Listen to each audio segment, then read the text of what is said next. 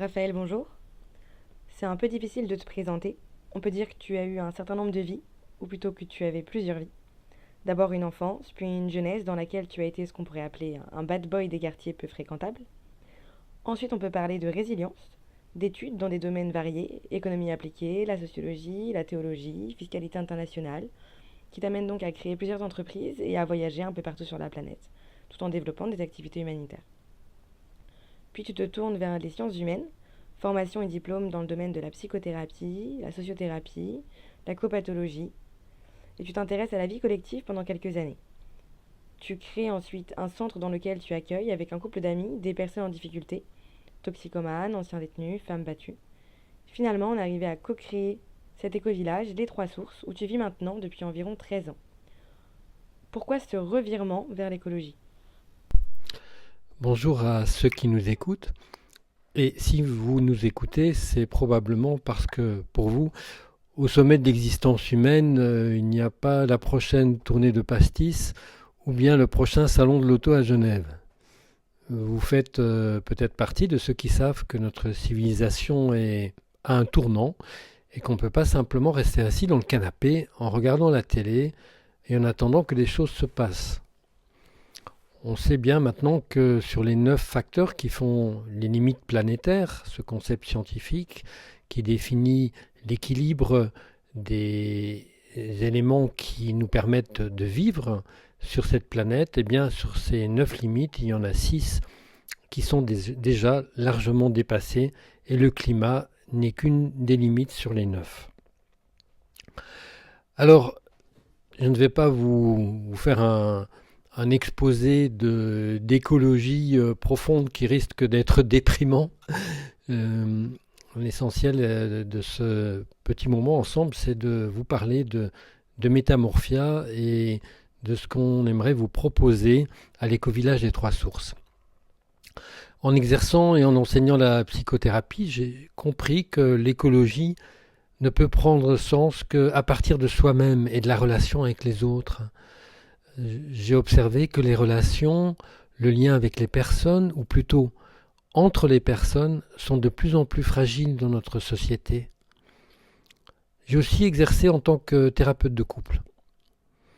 Alors les couples actuellement, ils durent environ 4 ans et ce sont souvent 4 années qui ne sont pas forcément un long fleuve tranquille.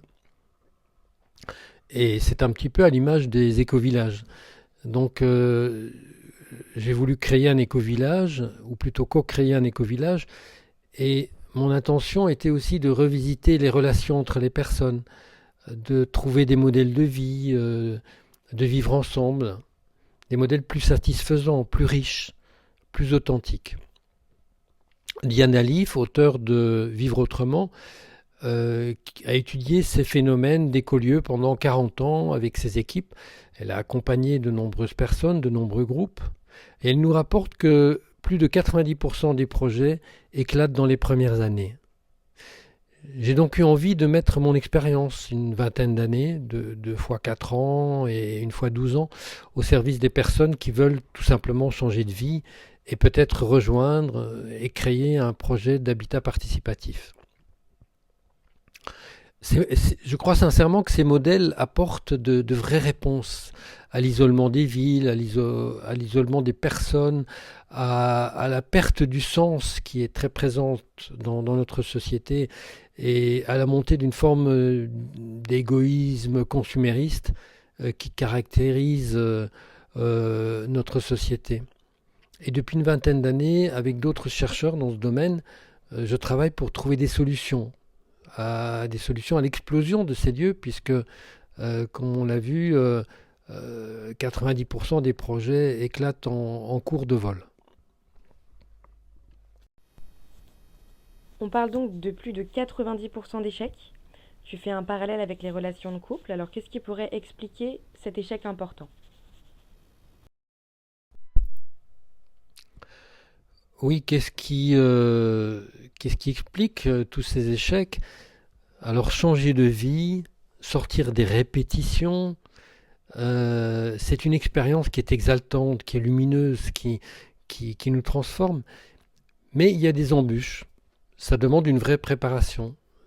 On ne monte pas la face nord de l'Annapurna en débardeur et en tongs. On se prépare. Alors, il y a de nombreuses raisons qui ont été détectées à ces difficultés, à ces échecs.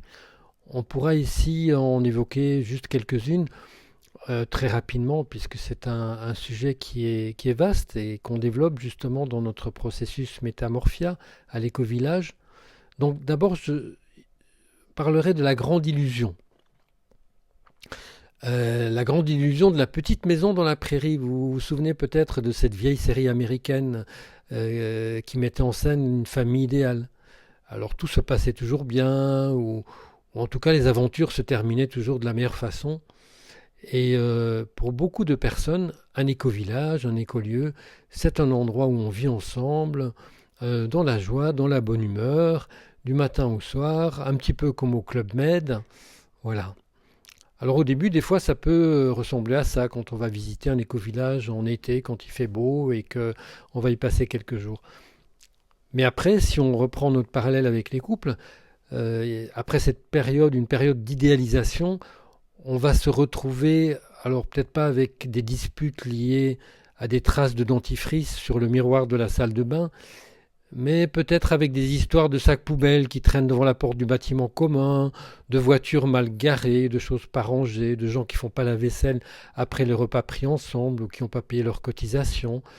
Alors tout cela, ça va amener un goût qui va devenir parfois un petit peu amer. Mais pour ces projets, il faut quand même rappeler qu'il n'y a pas forcément une dimension communautariste. Aux Trois Sources, par exemple, chacun peut avoir son appartement, sa maison, son studio. Il n'y a pas tous les repas ne sont pas pris en commun de temps en temps, oui, mais voilà, c'est pas quelque chose de systématique. Mais malgré tout, on est engagé autour d'une raison d'être commune qu'il faut comprendre et comparer à nos propres aspirations.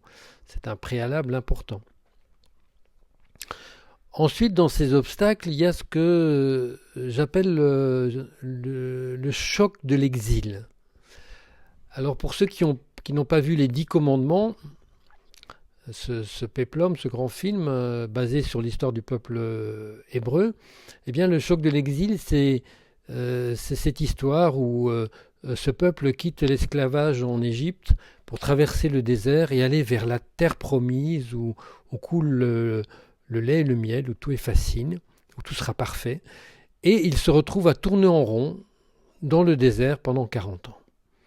Écrasés par la chaleur, regrettant parfois les repas réguliers qu'ils avaient en Égypte, malgré l'esclavage. Alors ce parallèle, ce sont les personnes qui vivent dans les villes ou dans des endroits où ils ont un travail qui les met sous pression permanente, où ils ont peu de liberté, ils n'ont guère le temps de s'occuper d'eux-mêmes, d'avoir des loisirs satisfaisants peut-être, et ils se sentent esclaves, et ils rêvent d'une terre promise. Ils pensent que dans un écolieu, les choses vont être tout à fait différentes. Alors, certes, dans un écolieu, il n'y a pas les cadences infernales qu'il peut y avoir à l'usine, mais on oublie souvent que l'écologie, c'est beaucoup de travail. Se chauffer au bois, ça demande beaucoup d'énergie, beaucoup plus que d'appuyer sur le bouton d'enclenchement d'un radiateur électrique, par exemple. Et certains rêvent aussi d'autonomie alimentaire. Mais après 6 mois passés à se casser le dos, à ôter les herbes indésirables entre les poireaux, eh bien, ils peuvent en revenir. Le choc de l'exil, c'est aussi et surtout la perte des repères. Quand nous quittons une autre terre, un endroit où on vit avec des amis, avec des habitudes, il y a le petit café où on va retrouver les copains après le boulot peut-être, il y a la salle de yoga, le club de ceci ou de cela, les copines avec qui on va refaire le monde, peut-être au salon de thé. Et tout ça, on va le quitter pour aller vers un lieu inconnu, même si on l'a déjà visité quelques fois et si on y a passé du temps. Mais c'est quand même nouveau. Et malgré la préparation, les rencontres sympathiques, on va se retrouver avec un groupe de personnes qui sont finalement étrangères, inconnues. On ne les connaît pas vraiment.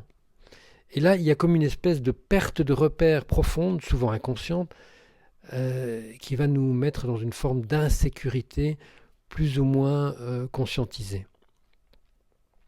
Et pour faire un raccourci, cette insécurité va réactiver en nous des vieux mécanismes, des mécanismes de notre enfance par exemple, où on occupait un rôle dans la famille, où on était la gentille fille, ou le héros de la famille, ou le zéro de la famille, enfin des rôles qu'on occupe tous dans nos familles d'origine.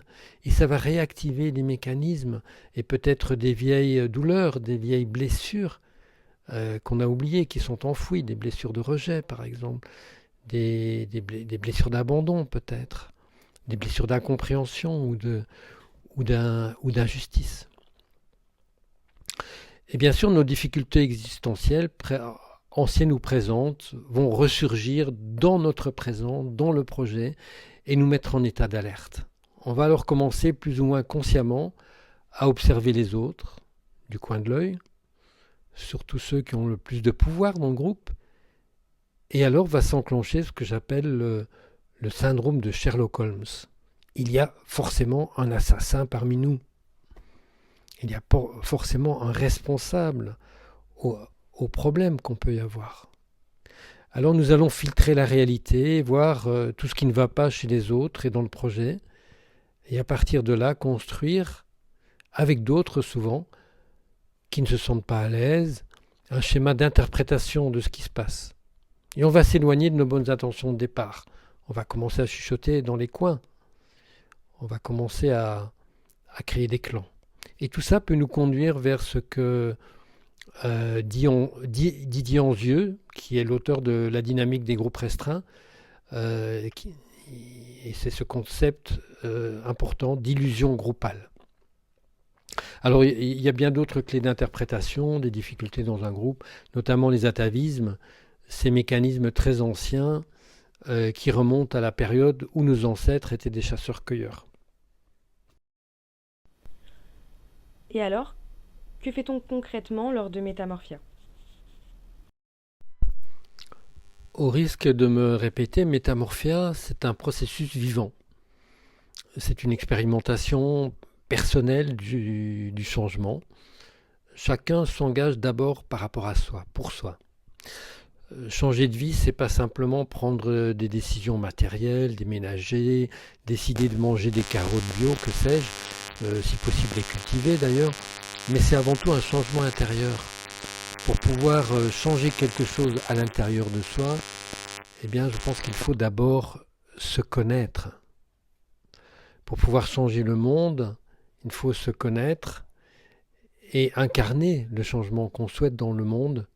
Gandhi nous le disait d'ailleurs dans cette formule devenue célèbre, si tu veux changer le monde, change-toi toi-même. Donc nous allons travailler d'abord sur la compréhension de la façon dont nous nous connectons au monde. Il existe 9 façons de se connecter au monde et 54 nuances différentes. Et nous allons comprendre lors du processus que nous sommes aussi agis, mouvementés, brassés de l'intérieur par nos instincts. D'abord nos instincts de base, qui sont, je le rappelle, donc l'instinct de sécurité, qu'on peut aussi appeler l'instinct de survie, l'instinct tête-à-tête, qu'on a appelé aussi l'instinct sexuel, et l'instinct social. Donc chaque personne est reliée à un instinct favori, qu'il préfère, et qui va être en quelque sorte son moteur intérieur. Si nous sommes principalement reliés à l'instinct de sécurité, eh bien, nous allons accorder beaucoup d'importance à la maison, à la sécurité financière, au ressenti corporel, à la quantité de nourriture dans le frigo, à la qualité des vêtements qu'on porte, à la date de péremption des yaourts aussi, et plein d'autres choses de ce style. Si nous sommes en mode tête-à-tête, eh bien, nous allons attacher beaucoup d'importance au projet, à réaliser des choses, à avancer, à réaliser nos idéaux peut-être, à avoir des objectifs qu'on va essayer d'atteindre à tout prix. Et si nous sommes reliés à l'instinct social, en priorité. Ce qui va compter, c'est les relations avec les autres. C'est les amis, les copains, la famille, ceux qui nous sont proches. Et on va passer beaucoup de temps dans nos relations. Pour certains, c'est passer beaucoup de temps sur les réseaux sociaux aussi. Pas forcément, mais aujourd'hui, ça prend souvent cette forme. Et là encore, c'est un peu comme dans un couple. Si on est essentiellement animé par son instinct social, eh bien, dans un couple, on voudra passer beaucoup de temps ensemble, en couple, mais avec la famille aussi, avec les amis. Et si l'autre, dans le couple, est plutôt animé par l'instinct de sécurité et survie, eh bien, il voudra plutôt passer du temps à la maison, peut-être au coin de la cheminée, dans le jardin, peut-être s'occuper de la maison, faire des week-ends cocooning. Et ça peut créer des tensions dans le couple. Et de même dans les écolieux. Des gens qui sont en tête-à-tête foncent vers des projets, des objectifs. Les sociaux adorent passer du temps en réunion, même s'il en ressort parfois pas grand-chose. Et ceux qui sont en sécurité, eh bien, ils aiment bien se retrouver chez eux, dans leur cocon, aller de temps en temps en groupe, mais pas passer plus de temps que ça dans les grands groupes. Et tant qu'on n'a pas compris que finalement, nous sommes tous dans une perception des choses différentes, fort différentes, on va passer son temps à essayer de convaincre les autres qu'on a raison, que notre façon d'appréhender le monde, de nous relier au monde, eh bien c'est la bonne. Et quelqu'un a dit que l'activité favorite des êtres humains, c'est d'essayer d'avoir raison. Et bien sûr, ça va susciter ces différences, des incompréhensions, des tensions, des conflits récurrents et parfois de la violence, malheureusement. Et ensuite l'éclatement du projet. Dans Métamorphia, nous allons explorer toutes ces pistes. Et bien plus encore que cela, bien sûr, lors d'une 50aine de sujets que nous allons aborder et de 3 phases successives. Donc une phase de prise de contact, de découverte de nos motivations profondes, de nos intentions profondes, pas simplement des préférences ou pas simplement des envies, mais comprendre quels sont nos désirs profonds. Et puis on va également utiliser un certain nombre d'outils de compréhension de ce qu'est un être humain, pour avoir une meilleure compréhension de qui nous sommes réellement, avec des modèles de personnalité vraiment efficaces et faciles à comprendre, pour nous permettre d'aller vers la planète de l'autre, l'autre qui est tellement différent. C'est-à-dire comprendre que l'autre, même s'il a des valeurs identiques aux miennes, même s'il a des idéaux identiques ou très semblables aux miens, n'a pas forcément la même hiérarchie des valeurs et encore moins la même façon de les vivre. On peut être d'accord sur les valeurs, par exemple, une valeur ça peut être l'importance du lien entre les personnes, de passer du temps à être dans un lien empathique, et une autre valeur ça peut être de vivre dans un environnement, dans une maison, dans des bâtiments qui soient confortables.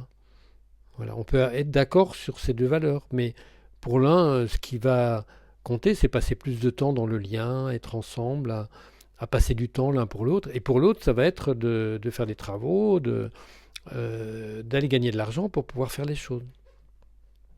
Et la hiérarchie ne va pas être la même, et ça va amener à des tensions, même si les valeurs sont identiques. Alors ensuite, il y aura cette semaine d'immersion à l'éco-village Les 3 Sources. Et que fait-on pendant cette semaine d'immersion?